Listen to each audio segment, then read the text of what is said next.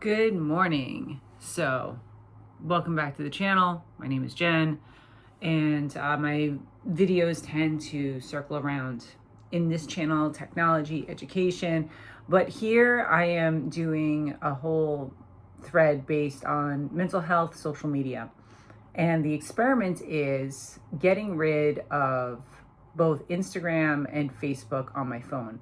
And I know this doesn't seem like this is that big of a sacrifice, but let me tell you, it's only been 24, not even 24 hours. It has been about 22 hours since I took Instagram and Facebook off my phone. And I put parameters in place because I do need both for the type of work that I do, that I can only access Instagram and Facebook when I'm on my computer in my office. Here is said office. So I have not accessed it yet this morning, but I did twice or three times yesterday. No, I think it was just twice. And let me tell you, when I literally like jogged to my office because I couldn't wait to check Instagram. And just, again, this is like an entertainment kind of thing where I follow specific channels for entertainment or to see what's going on. And there was maybe two that I really wanted to just check on yesterday. And just the need to, or the impulse to pick up my phone and look for Instagram, the struggle was real. Facebook wasn't as hard yesterday, but Facebook Marketplace was. I'm on Facebook Marketplace a lot. I've got a kid going into college, so I've been looking for things for their dorm room. I have a lot already taken care of, but still, like Facebook Marketplace, having easy access to that, man, that one hurts. That's been hard, and it's only been 22 hours. And so just to refresh your memory about what my focus was. First thing, I wanted to remove myself from the media-driven conflict that I'm constantly seeing. If I'm not constantly pushing myself to seek out specific content, like I also like physical activity and bodybuilding and stuff like that. So if I'm constantly looking for that, the algorithm is going to feed that to me. But if I go a little off that rail or a little off that theme into something else, I wind up with a virtual onslaught of other material, and almost always it pushes to the extreme. So like, for example, I love natural bodybuilding, and that's what I follow quite a bit.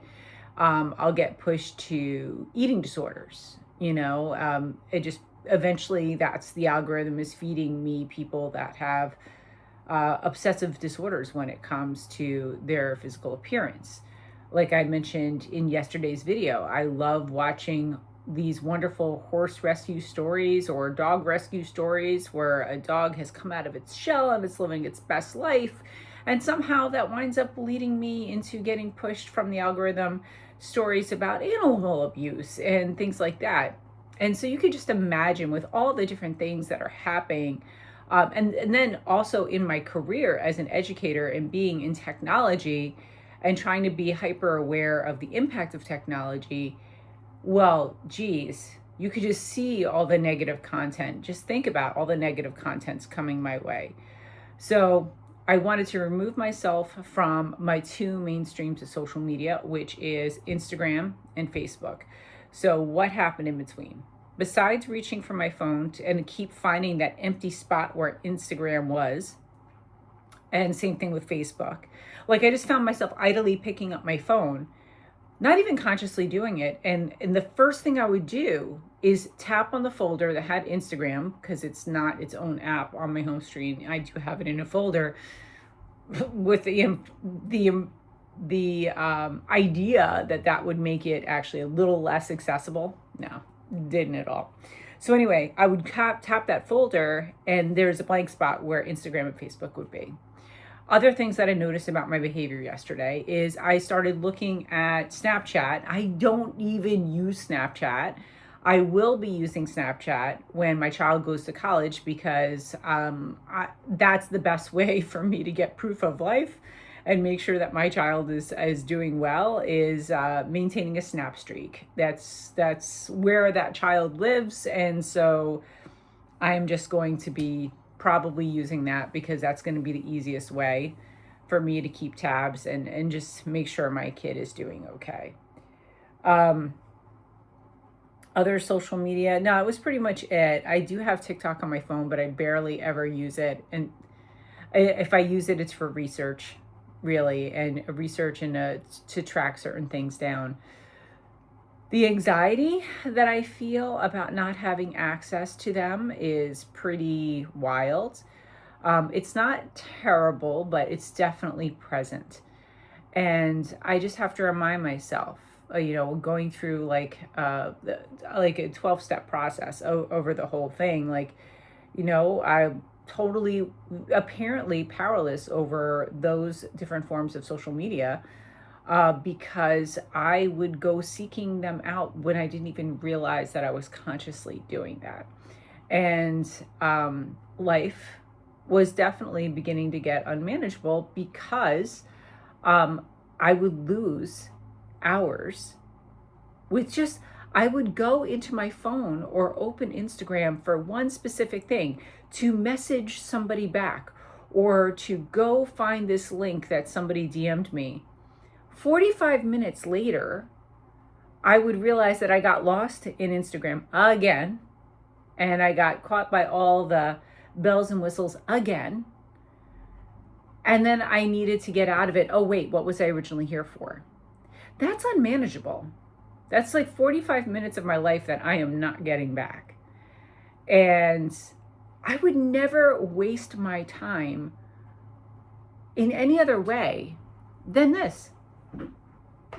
If somebody was to say to me, hey, I want you to just stand here, lean against this wall for 45 minutes to an hour and do nothing, I would say, what am I getting out of it?